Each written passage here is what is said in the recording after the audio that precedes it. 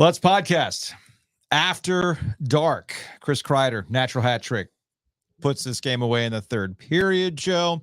Canes had multiple chances, multiple opportunities to get this thing to 4 goals, make it 4-1. To me, bury this thing in the first 5 to 8 minutes of the game. Instead, they open up the door, and we could talk about Freddie Anderson, and I'm sure the YouTube comment section is going to be popping on Freddie Anderson tonight. Because, yeah, there was a goal that you want back, obviously. But they had multiple chances while Igor Shesterkin was incredibly shaky at the beginning of the third period, and it just didn't happen. It was the flip of game 5. Yeah, Ranger revenge. Rangers were the ones in control after 40 minutes, and the Hurricanes put together a great third period. This one, first 2 periods, you're up 3-1, and the Rangers count it, and this is why I had asked Rod Brindamore about it, had only one power play opportunity. Mm-hmm.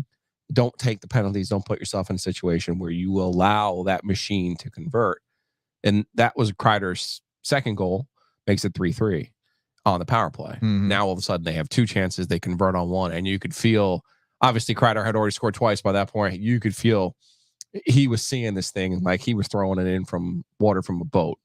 I mean, he couldn't be stopped. Sometimes you have to tip your hat. I know people are mad at Freddie, and I get some of that. I get it. I get some of that because, again, 2 ways to win. You can go back in time and get yourself Patrick Waugh and Martin Brodeur and see if you can shut people out. Well, good luck with that. Mm-hmm. Or you could try to outskill other teams. What we had here, obviously, in Kreider and that Rangers top line, they outskilled the Hurricanes in the third period of this game, and there's very little ways around it. Yeah, there is very little ways around it. First period, I thought was kind of a weird period. Choppy ice, drunk puck. I don't know, maybe the puck had 22 ounces. I thought both goalies were good, too. I thought it was good, but it was also a very herky-jerky, turnover-prone. Puck couldn't really stay on the stick. It was just a very, very choppy start to the game. But even with the first goal on Freddie, I didn't really think it was on him necessarily. I mean, Dmitry Orlov tries to clear the puck, and it just a bad turnover that leads to a golden opportunity against the Rangers team. You cannot give that big moment opportunity to. They cashed it in. But this is where we get to the second period, and as I jotted down, I think I had tweeted it out too. I don't know, maybe Sebastian Aho looked at Sarah Sivian's take, her hot take with us earlier in the week. Maybe you inspired him yesterday when you talked about FU games. You basically do an FU mode when you podcast, right? Yeah, you have to. I thought that was an FU mode for Sebastian Aho in the second period. Yeah. The Rangers found it in the third period. Yeah. We've been wondering where that top line went, and they come back with an emphatic answer in this game. And again, you just have to tip your hat to the Rangers. This is the second time in 3 years now that they've eliminated the Carolina Hurricanes on their home ice. Yeah. And if my math was right, I don't think the Canes have like 2 or 3 other total losses combined on their home ice over the same period, because the Rangers seem to be the one that want to be a thorn in their side, particularly here in Raleigh. From James on the YouTube comments, as people are in the live chat right now, sucks that they wasted Martinook's heroics. I mean, I had already jotted that down. That was unbelievable play. That was going to be the series, in my opinion. Yeah, give me the picture of Fernando Persani. Right. Hey, Persani. Yeah, so there was, in real time, I thought that thing had cleared the line. I really did. And they called it in real time. The official was right there. He said no goal. They kept playing.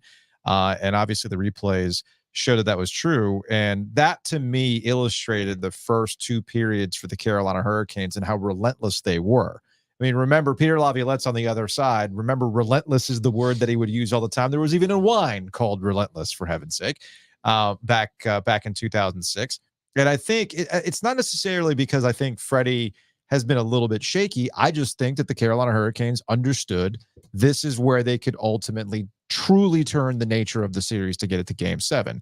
And you saw that with a lot of flying around, a lot of great defensive effort, I thought, outside of that early Orlov clearing pass that was a terrible mistake. But the Martinook save to just dive, have the awareness, get the stick there just in time. If you're the Rangers, you're thinking, damn, it's going to be one of those kinds of nights. And even, again, third period early with Shesterkin, damn, it's going to be one of those nights where the goalie, the guy that everybody's been gassing up, is having a really shaky time. The Canes just could not capitalize it, and the Rangers are just too damn good with their skill to just think that if you took it off the gas or you gave them a little bit of a crack, a little bit of light, they weren't going to take advantage of it. And Kreider, man, unreal. Natural hat trick in the third period. So let's see. Others, James again. Second goal was Freddie. Others were just good plays by the Rangers and a bad turnover by Orlov. Yeah, that's pretty much what it was. Bro, this is not a tip your hat to the Rangers. Freddie let in two of the dinkiest goals I've ever seen for their first two. If the goalies were swapped, they would never get those. I don't know. I don't necessarily know about that, but, so be it. From William, the Hurricanes are becoming the NHL version of the Marvin Lewis Bengals, built to make the playoffs, but I'm guessing no weight is in them is what he's trying to say. Epic choke. I mean, maybe. I'm still processing that. We'll see how I feel about that in the grand scheme of things. From vibration therapy. I need to know more about vibration therapy. I could use some of that after being kind of sad about this. We should have won this game. I'm just saying, Joe. Maybe that's when we go to off-season protocol. Maybe this is what we need to do. I'm just saying. We should have won this game. We gave this one to New York with 10 minutes to go.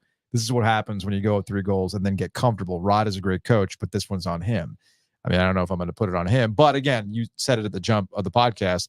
This is a classic case of the Hurricanes did it to the Rangers in New York to get here, and the Rangers did it to them to win the series. Yeah, literally the same thing. Like the Rangers probably thought this series was over in Game 5 after the way they played in those first 2 periods, and then the Canes unleashed the fury in the third period.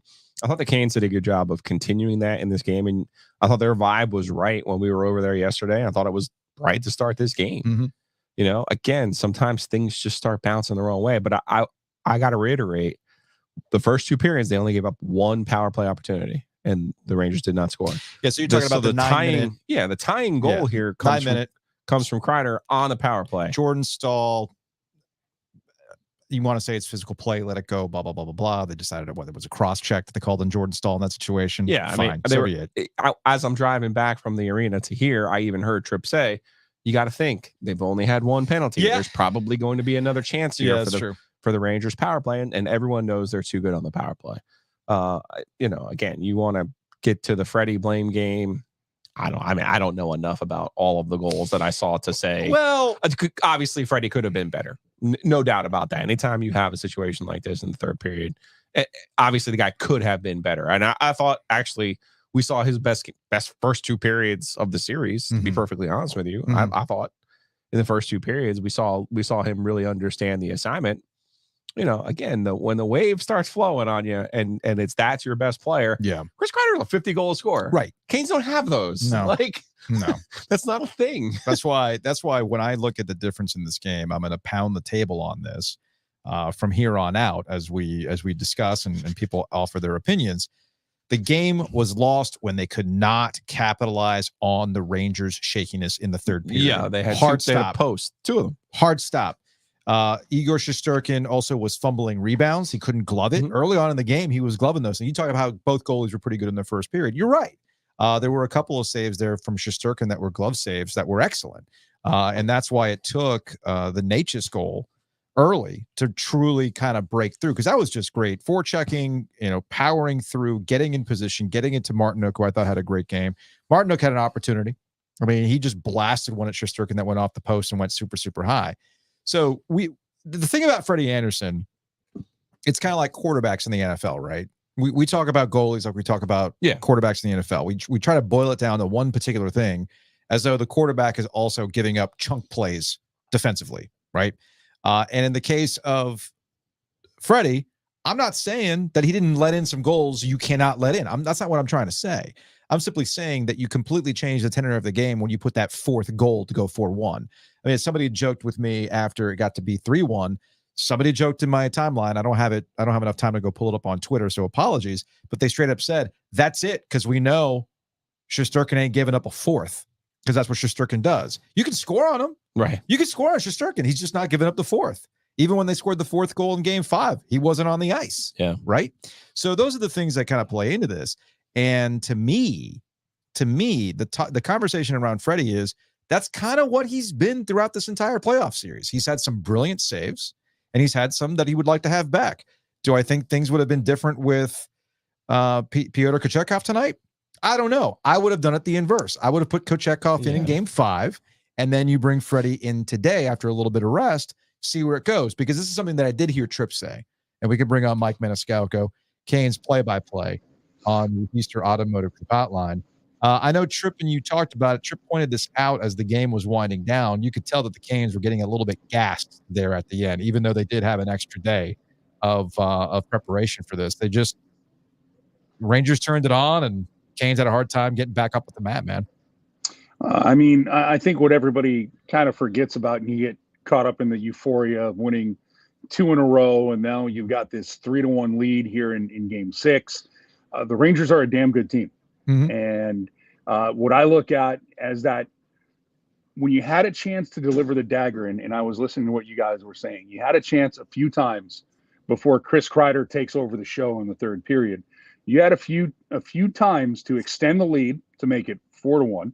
Mm-hmm. By the way, Shesterkin did give up 4 goals in game 4, but that's an aside on the, that's an aside at this point now. Yeah. But I know what you were driving at, and that actually wasn't a terrible point by whoever texted that to you. But then you have a chance. All right, Kreider makes it 3-2. Then you have a chance to get your 2-goal lead right back, and Shesterkin makes the saves he needs to make. And a lot of times, I especially for goaltending, it's not about the ones you let in. It's about the saves you make at the right time to keep your team in the game, to give you a chance. And I'm not going to say this is all on Frederik Andersen tonight, why the Kane season comes to a close, but the Kreider goal off of the stuff chance where Zibanejad throws it from behind the net and Kreider is going to knock that one through. That's one of those you just can't have if you're going to force a game 7 in this one. Everything else I can, kind of debate the merits of should he have it or should he come up with those saves. And you'd like to say, yeah, because I saw Shesterkin stop Svechnikov point blank. He got a little bit of help as Jordan Martinook, who this is not pejorative when we should start calling him Mr. Second Round, because he has been awesome the last 2 years in the second round. Mm-hmm. He dents the crossbar with that shot, 1 inch lower, and that's a goal. And we're talking about the Canes going up to Manhattan now, but you just run down the lists of saves that Shesterkin made, and I thought for sure, I'm watching him fumble the puck. I'm watching him be shaky. And if you're listening, Joe, you heard me say it. I didn't want to say anything. I go, but this is, for me, if this is not the Igor Shesterkin that we're talking about, who had a 30-game run of only allowing 3 goals or less in the playoffs, he could be gotten to. And then he makes the saves. And then the Rangers feed off of that, and Chris Kreider comes up with a hat trick in the third. Yeah, see, I don't mind saying these things. You got to call it out. I don't believe in the superstitious stuff, and I know some people were mad at me because I had tweeted out that he was looking shaky, and they immediately score a goal on Freddie Andersen after that. I'm like, no, you got to call what you see in these situations, and Shesterkin could have been had in those moments, but I guess the hockey guys did not want to smile on the Carolina Hurricanes in the first 8 minutes of the third period, and that's your game. This one feels different too, Mike. Year 6 of this, the exit. Oh yeah. Even though it's the same script from 2 years ago, it just feels different. Now, this one to me, and again, I keep trying to run down the list of everything how this one, last year you look at the run to the conference final, and okay, they beat an Islanders team they should beat. They beat a Jersey team who everybody was really, high on, but they were a year too early. And as we found out, maybe they were, 2 years ahead of schedule because of the season they had this year. And then you run into Sergei Bobrovsky and, the run that the Panthers were on last year, nobody was beating them. People forget that they went through Boston and they went through Toronto, and then, they just stayed hot. It's kind of after the first 2 games, you're like, we're not going to bring this movie out again, are we? And to me, the Florida games last year, you really felt, Bobrovsky's the huge difference in this thing. It's going to be something otherworldly to beat him. As this one moved along, even as good as Shesterkin was in the first 3 games, I never had this feeling that the supporting group around him was, really pushing the envelope. They're just good. They were winning, as we kept talking about it every game. You win the power play or you win the special teams, they were going to win. This one for me, though, now, the reason why this one feels different is I really thought that the Canes, they get to Game 7, they win this series. Yeah. And Tripp said it on the broadcast. I really do believe that. And when it comes to a close, not like this, not in the third period, not choking a lead. This team has been so good in the postseason, this postseason in particular, in the third period. And then this is how this one comes to a close. And you're all looking around. You're like, literally the line is, and I didn't say it on the broadcast, but you almost want to say, what the hell just happened? Yeah. No, that's the feeling I got here. That's the exact feeling that I have too, is the what the hell did I just watch with the Carolina Hurricanes? Although, Joe, I don't know if you have a yellow pad for this. Thursday games are the kryptonite for the Carolina Hurricanes? Is there something about the Thursday night games I'm not aware of? Yeah, their record on Thursdays, I think, were I didn't bring the stat sheet along with me, but like they use the by the day of the week. If you give me a minute, I can draw it up. But not exactly great on Thursdays. I thought you had something like that. Was it there? Ago. I think it was Thursdays. It didn't go to overtime. That's there didn't go to that. multiple overtimes at least. That does mean you have to go to the sheet though at some point tonight. I do. I got it right now. We can discuss that in a little bit. All right, Mike. I guess, and I'm seeing this in the YouTube chat, we keep hearing about changes, right? In the immediate aftermath of this, it's goaltending, but it's not as simple as that. There's going to be some potential changes around what is the core of the Carolina Hurricanes. I think there are some instances where certain players like a Brent Burns, maybe age got to him a little bit. I know a lot of folks have been pinpointing Brent Burns and some defensive mistakes. You're not looking like he had that same level of step. Then again, we also don't know what we'll find out about these players in the exit meetings about who's healthy, who had a limb that almost fell off, that sort of thing throughout the playoffs. But how do you kind of see these exit meetings going and what they're going to focus on? Well, I think the big thing is all of the unrestricted free agents that you're looking at. It's not the guys under contract. I'm not worried about. And I actually thought Brent Burns was pretty good tonight. Like he made some big plays. How Vincent Trocheck and he didn't both go off for getting after it there in the third period. I'm also trying to figure out, somehow there's a whole bunch of fans. It feels like they're roaming in the press box right now with noise. It's driving me a little insane. Tell Gold to pipe down. No kidding. But the thing for me is it's going to be how they view their unrestricted free agents. Yeah. That's going to be when you're talking about Brady Shea and Brett Pesce, your number 2 defensive pair, or if you ask Rod Brindamore, your number 1 defensive pair based on the evening where you're at with what they do. So you've got to worry about them. Jalen Chatfield has a contract that you have to look at. You then have to go take a look and see, all right, Jake Gensel was a really nice piece and you gave up something for him. Is there anything that you do? Do you keep him here? Was this run enough to keep Jake Gensel in Carolina that you look at? You've got restricted free agent contracts in Marty Necas and Seth Jarvis. What are those going to look like? Are you going long-term? Are you going bridge deals? But there are a lot of guys. Jordan Martinook is unrestricted, and he made the save of the postseason to keep this game in the second period to keep the Canes in the lead. Again, I look at how all of this is playing out. The Canes, the core group's there. Hot sauce on it. And there it is. Thank you. We're very cleanly people up here in the studio. The core group is going to be the same, but there is going to be some changes to a lot of players. I mean, we're talking about 8 unrestricted free agents and 3 restricted free agents if you're including Antti Raanta in his contract, which you should, which is part of it. But again, that's to me is where this team is going to take a look and do their due diligence. You got a couple of young guys who might be ready to step on the stage and see what they can do for this team. But there's going to be changes. It's in the salary cap era. It's inevitable now with teams, especially teams that have had the amount of success that the Hurricanes have had over the last few years. Who do you consider in the core with Fishy, Svech, and Slavin? I think right now Seth Jarvis has to be one of those guys that you have to put in the core. So he's gonna get a deal that has to get done. And then when you go from there, I can look around the room. Oh, Teuvo Teravainen is an unrestricted free agent as well. When you go around the room, now I'm thinking that you're going to start to say, is it Brady Shea? Is it Brett Pesce? Is it Marty Necas? Is he going to be one of those core guys? And again, I think for me, you got your 4 that you're really set on. And then after that, you got a couple that you got to take a look and see, are we going to be committed to them? As a couple of guys are getting into their 30s, what kind of deal is it going to look like for them? The easy answer right now, though, for me, Joe Giglio, would be you'd look at Jarvis and Natchez as your core guys moving forward, just because of their age and what that they've been able to do in the past few seasons. Oh, Stefan Nason again. We'll keep running down the list of unrestricted. It seems every time I look at a name, it's a UFA next to it. So, well, I think there's of these guys have been in their core: Teravainen, Shea, Pesce, and then Natchez, Jarvis. Like, I'm with you. I think they take care of Jarvis. I suspect the Shea and Pesce deals would have been done already if they were anywhere near each other.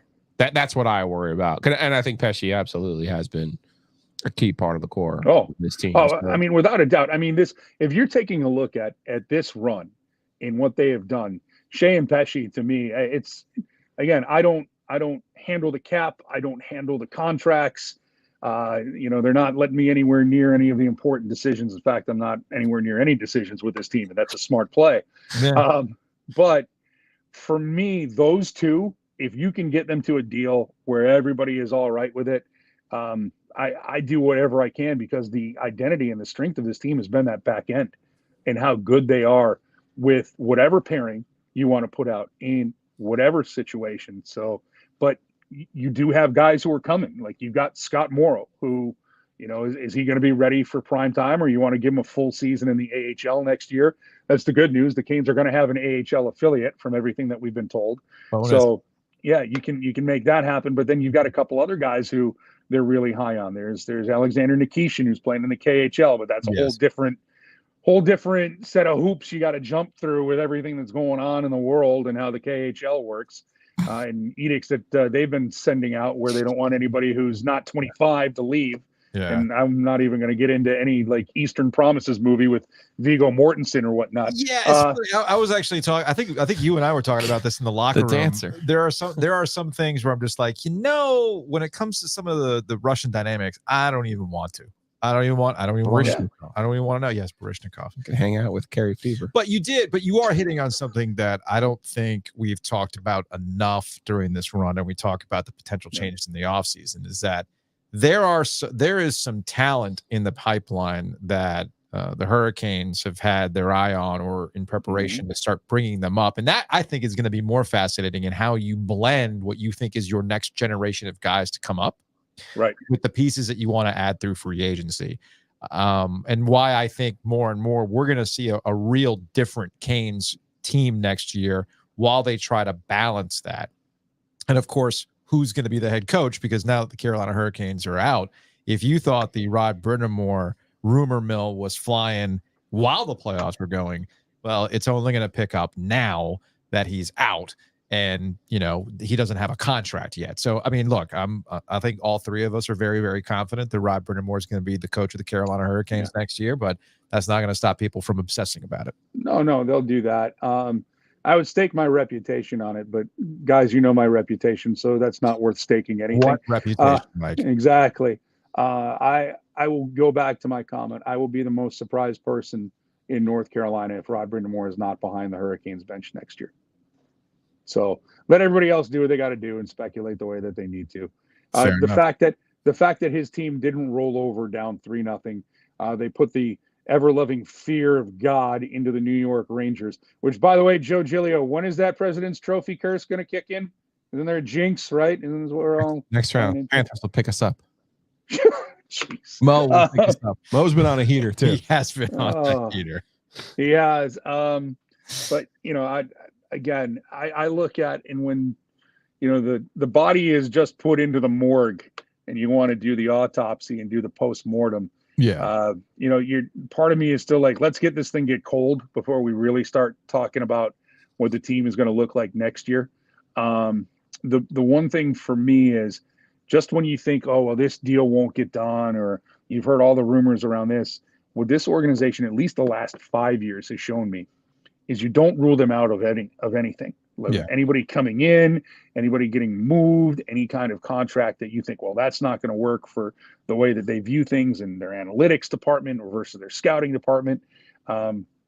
it'll be an interesting offseason. The one thing for me is I'm just going to go back to that third period and keep thinking if that Kreider goal that makes it 3-2 doesn't go in. And then again, ifs and buts, and if my aunt, we all know that one too. We're working blue and we're on the podcast. I'm not going to work as blue. Yeah, as there's been no F-bomb so far. There's been no best behavior. No, yeah. I think the nature's relief is still flowing through Giglio right now. So.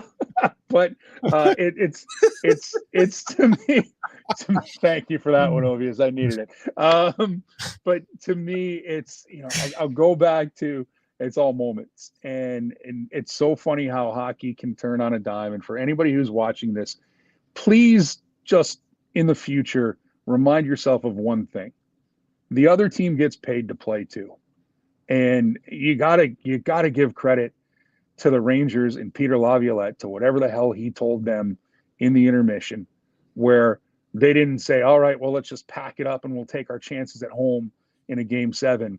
It had to be, it doesn't get back. And then they relied on their veterans. And here's a guy who, in Chris Kreider, had 44 goals in a Rangers uniform in the playoffs coming into this one. Now he walks out with 47. He's up there in Ranger. Yeah, he's up there in Ranger history now, Ranger lore. Yeah. With guys like Mark Messier, who was the last guy to, by the way, when the Rangers were down and had a third period comeback in the postseason, it was game 6 against the Devils when Messier guaranteed there'll be a game 7. Yeah. Just what we need, more references to Mark Messier. I know, but I mean, I'm just saying, I know. But great players. And we've talked about this too. You go back to, how did this series end the way that it did? The Rangers, when their best players, when they needed them, they were there in games 1, 2, and 3, and then they were here in game 6. They got a power play goal, even though the Canes got a power play goal, and they only did it in 48 seconds. And we can debate whether or not that was a penalty on Stahl. Mike, I don't think it was, but I don't disagree. I don't disagree with what you're saying. I'm just simply pointing out I don't need Mark Messier to talk about Mark Messier more. We don't need more. Well, I'm sure there's a Mark Messier award to be handed out. Yeah, it's actually right. I was gonna say, I think Defector put this out the other day too. Like, yes, Mark Messier loves to tell you how this one guy reminds him of Mark Messier. So this is just what we need. Just isn't that what media is all about now? Especially for ex-athletes trying to tell you how these guys ain't me or how they remind me of me, right? No, I mean, look, the one thing I'll give the NHL over the NBA is that every game doesn't turn into a, Michael Jordan would have. No. So at least the NHL doesn't have that. I'll give Gretzky a lot of credit. We don't sit here and go, Kreider's natural hat trick was really, really good. But who would have had 6 goals in the third period? That would have been Wayne Gretzky, ladies and gentlemen. Yeah. All right, Mike. Thank you, Roback. Make sure you give me all your numbers, too. Text me what I owe you, please. Yeah, we owe you some stuff. And you can be a Stay Ready all-star like all the other Roback. He's got everybody ready. Yeah, I got people who are getting on my ass about the Stay Ready all-stars. That's full. They could be golfing at any moment. All right, Mike. Appreciate it, man. Take it easy. Anytime, boys. I wish we had one more. It was fun. Thank you. We'll get you in studio next week to do a true postmortem, man. Sounds good. All right. Mike Maniscalco. He's brought to you by Roback. Check him out, roback.com. Check it out with that promo code OG20. All right. Let's also thank the Crank Arm. They bring you the After Darks. We appreciate the Crank Arm. Maybe you want to drink your sorrows for what you just saw. Head on over to Crank Arm in downtown Raleigh. Luke, if you're ready, give me the thumbs up. And we will go to you, Luke DeCock, columnist, News and Observer, joining us now on the Heiser Automotive Group hotline. I know the easy thing is to talk about goaltending, but man, the Canes really would like that 5 to 8 minutes of the third period back to cash something in for a fourth goal. That to me buries the entire thing. Instead, the Islanders or the Rangers got life. They took advantage of it. Yeah, I mean, I think that's kind of it. You have 2 posts, a breakaway, chance to really make the Rangers really start thinking about going home and getting ready for Game 7. I mean, I think if they score at the end of the second period, there's a chance Jonathan Quick's in to play the third. Mm-hmm. But that's not what happened. And as I tweeted right after the game ended, you give up a back-breaking goal like the second one, and it breaks your back. And Rob Bruner was just talking about, he didn't mention Freddie by name, but he said like 9 different ways that can't happen. You can't allow that goal. That goal can't go in. And it just can't. It can't in November against Columbus. It can't in January against the Flyers. And it certainly can't when you're nursing a 2-goal lead in the third period of an elimination game. That's a game the Hurricanes should have won. unquestionably. They played well enough to win it. They gave it away. To me, and I've been around here for 24 years, and I can't speak to the Whalers days, and I'm sure there was worse then. But since relocation, to me, that's the worst loss in franchise history. I don't know that there's any other way you can I don't think you can slice it any thinner. There were like the end of the 07 regular season, the end of the 11 regular season. Yeah. There were bad losses that cost them playoff spots. But to go out of the playoffs with a 2-goal lead at home, a chance to force a game 7, where you'll be the favored in that game to pull off one of the great comebacks in NHL history, something that's only been done 4 times in 205 tries, and then to lose like that is just give up a natural hat trick. It's just, and that second goal, man, the second goal is a season ender. It just is. It's the second, and then Barclay Goodrow, one-time Hurricanes rookie camp non-contract invitee. Oh, yeah. Not only ended the 2021 series against the Lightning in game 1 by scoring an equally bad goal against Alex Nedeljkovic, and the Hurricanes never recovered from that. And then he scores the empty netter to put this one away. So he's definitely in the official Canes Killers Hall of Fame now, postseason edition. Look, man, I was thinking about this, and because I think when we were talking about this with Maniscalco, and I was thinking about it before we went live, I can't think of a time where I felt this discombobulated leaving the building or seeing the result of what I had just witnessed because of the time and the place and the stakes and everything else. Because the first thing that came to mind when you said this is probably like one of the worst losses in Carolina Hurricanes history, I was trying to remember the year it was where all they had to do was win that last game of the season to get in the playoffs. What year was that? 11. They lost to Tampa. Okay, so like those are like brutal. I think that's the one you're thinking of. I think that might be the one that I'm thinking about. I have to go back and look. That was a big year. That was the core of the 09 team. They had the All-Star game. Yep. Everything was going like they were back. This is the model Sunbelt franchise. And then they trip over. I think it was Tampa. They trip over their shoelaces at the end. Did the same thing the last 2 games in 07 as defending champs to miss the playoffs. But this, I mean, you're right on the brink of potentially making history. And then it all goes south in 15 minutes, and not like the Rangers were good. Like the power play was good. Kreider made great plays, but that second goal is just it's catastrophic. It's just catastrophic in terms of not heartbreak. And in a game that you probably should have won, it's the one game that Luke missed, the opener in Raleigh, the very first game in Raleigh. They lost, and everyone was so jammed up that they were going to win this game, and everyone left like, "What just?" And that a little bit of that tonight, like, "What just happened?" Obviously we're a little bit more sophisticated than we were all those years ago. But Luke, I said this feels different to me because now you're losing to the same team twice in 3 years, different than the Bruins who knocked you out twice in 3 years because it was, man, we're young, man, we're not healthy, man, just give us another chance and we'll beat the Bruins, and sure enough, they did. This feels like second time in 3 years, you're getting eliminated on your home ice by a team that, quite frankly, you look at their top end, it's better than the Canes. You look at the goalie, it's better than the Canes. Everything else in between, you feel like you probably should have an advantage, and just doesn't seem to be working out that way against this team. I wonder how this sends Florida in there too, because they were a better team than Florida. Yeah, but how does this kind of send them back to the drawing board with their math and their odds, where they say, what we're doing is not working, so how do we change that? Or do you see them kind of doubling down? What we does works over the long haul. We just need to figure out how to make it work over the short haul. The question I think you have to ask after the last 3 years, right? 22, 23, 24. There's going to be personnel changes, right? There's 9 unrestricted free agents. We don't know Rod Brindamore's situation. There's been a lot of happy horse shit out there about how everything's going to get done. The fact that it didn't get done and became a distraction should be an indication to anyone with a functioning brain that there was an impasse here. There's people want to believe what they want to believe, but I don't write that shit if it's not true. So there's that. There's all the UFAs that they're going to have to deal with. But this goes so far beyond personnel. Like, you have to step back and say, does your philosophy work? Does your style work? Is this a team built to win in the regular season?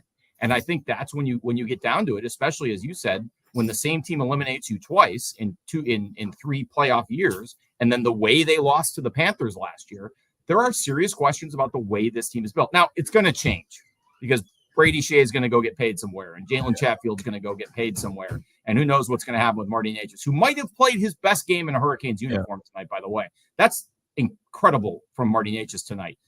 Jordan Martinook, makes this incredible, what looks like a series-saving play. He may not be back next year. So there's a lot of guys they can't bring back because they're going to get too much money. There's guys that they would like to bring back and maybe we'll try, what happens with Tony DeAngelo, who actually I thought was fine. He was fine. At a reasonable price. So yes, those personnel changes are going to happen. There's other changes that aren't necessarily on the cards that you got to look at. We all know why Jesperi Kotkaniemi gets paid the way he gets paid. It was the opportunity cost to acquire him and poach him from the Canadiens. But at a certain point, when he hasn't become anything more than a borderline third line center, do you have to make a deal there and cut your losses and say, this is money we need to be spending on a Vincent Trocheck? Yes. Which is basically the choice they made 2 years ago, was we can't keep Trocheck because we have to pay Jesperi Kotkaniemi because we gave this up to get him. I don't think that's worked out. Jesperi Kotkaniemi plays hard. He's great in the locker room. He's a good guy. But at a certain point in a cap world, when you keep a guy like that, it keeps you from adding another player who's better. And so those decisions ought to be made. I think it gets back to, though, the personnel is going to take care of itself. Does this style work? Does piling up shot attempts win in the playoffs when you run into Igor Shesterkin, when you run into Sergei Bobrovsky?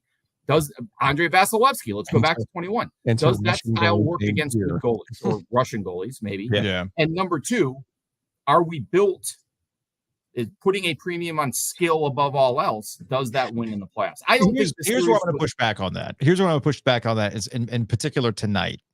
3 goals should have been enough. Don't you think? Oh, yeah. No, well, then there's the goaltending. No question about it. Okay.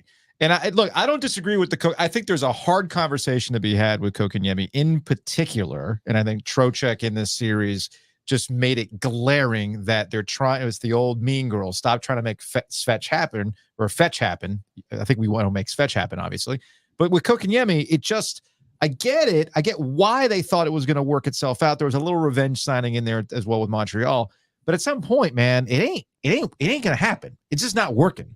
Yeah. And you like the kid and you want it to happen for him because he's a great kid. But that's not what you're paying. But that's not what you're paying that money for. Right. Not to go full Don Draper here, but that's what the money's for. That's what the money's for. Okay. Right? No, and 1 point in the playoffs doesn't cut it. No. Right.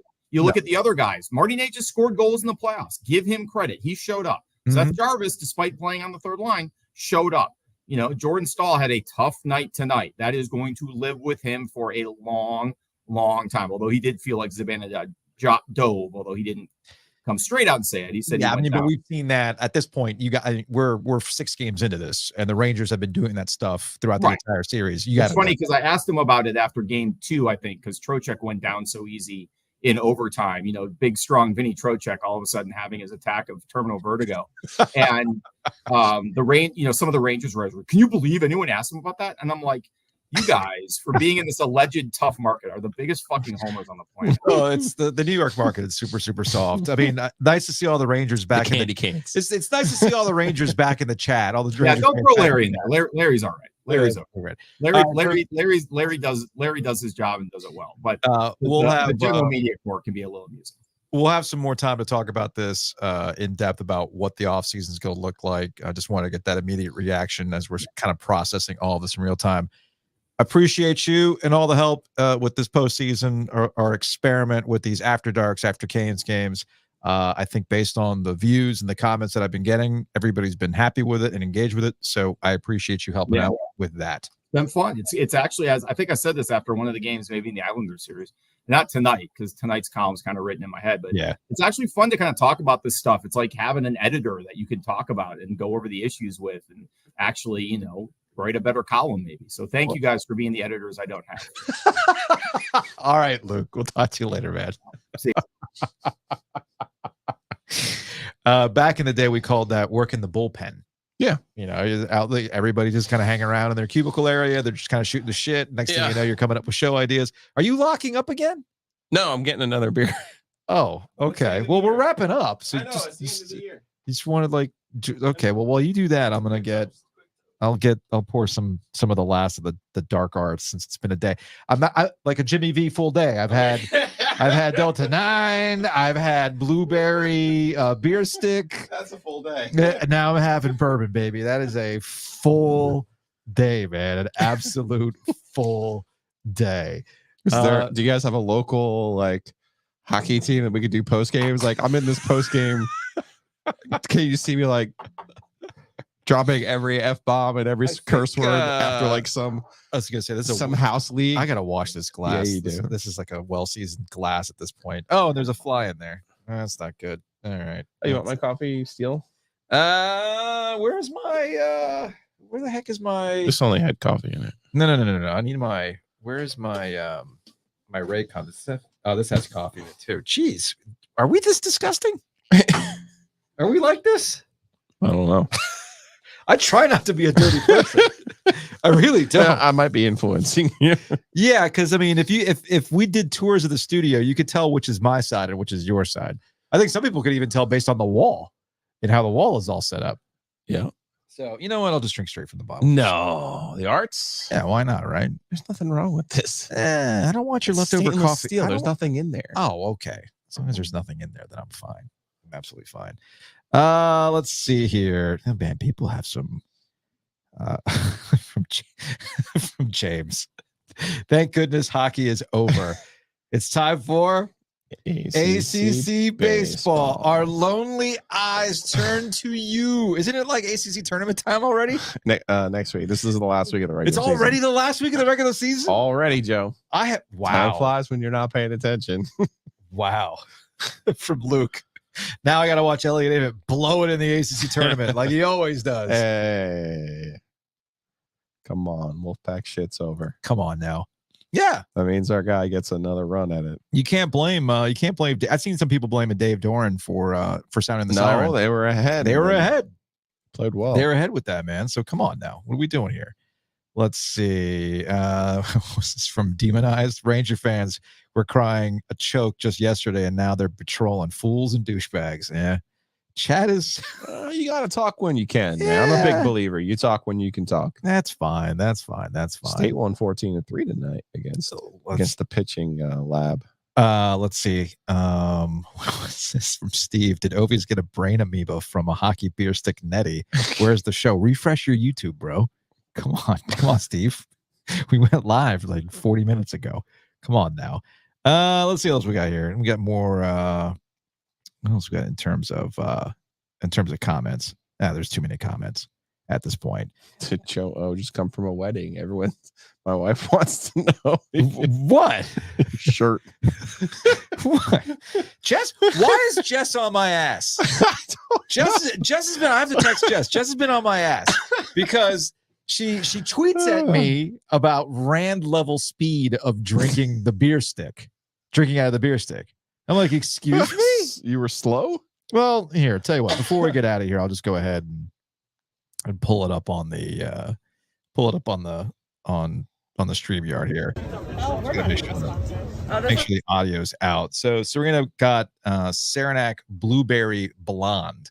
Okay. The beer was a little bit on the warmer side, which allowed me to drink it faster. That's by choice. Yeah, that's by choice. But the problem with it is that the head on that pour was ridiculous. So I wasn't coming from a wedding. I'm just in like my spring, early summer attire. You do look like you went to a Greek wedding potentially and broke some plates. Oh, yeah. jeez. Opa! Yeah.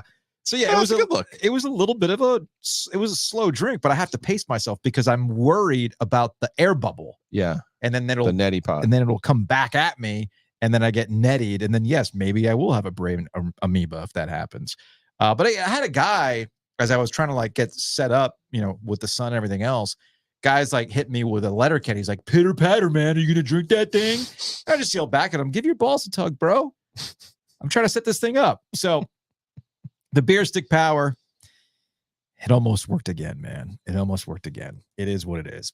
Anyway, that's going to wrap it up for the OG After Darks. Big thanks to Crank Arm Brewing for sponsoring these After Darks. A hell of a lot of fun. Swag. Go support them after they supported us. That's how it works.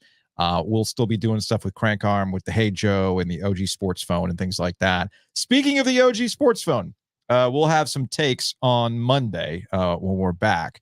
So you can call it at 919-444-2211. And a final request for the beards. Remember the OG beard gang? Oh, that's it. It's over. I'm going to trim this bad boy up because I haven't shaved. And you should probably get a haircut. No. When's the last time you got a haircut? As we saw at some of these slides. Yeah, like going back. Panels, like going back to like, hey, go back to the Dundon interview. And I'm like, oh, look at you with the tight haircut. Man. Yeah, we're not there yet. We'll get there. Fair enough. So yeah, from Jesse, R.I.P. the After Darks. We'll see you in the fall once football starts up again. Well, might not be called After Dark. Might be called something else. But we are cooking up something. Premium. We shall see. Just saying. Yeah. A little bit of a tease there. But yeah, that's going to wrap it up for the After Darks. Go support Crank Arm. Big thanks to them. Big thanks to y'all for watching these things. Appreciate you guys. I know a lot of you were here for the state run as well. So thank you. Means a lot to us. And again, go support who supports us. Appreciate you guys. Thank you. We'll see you guys on Monday.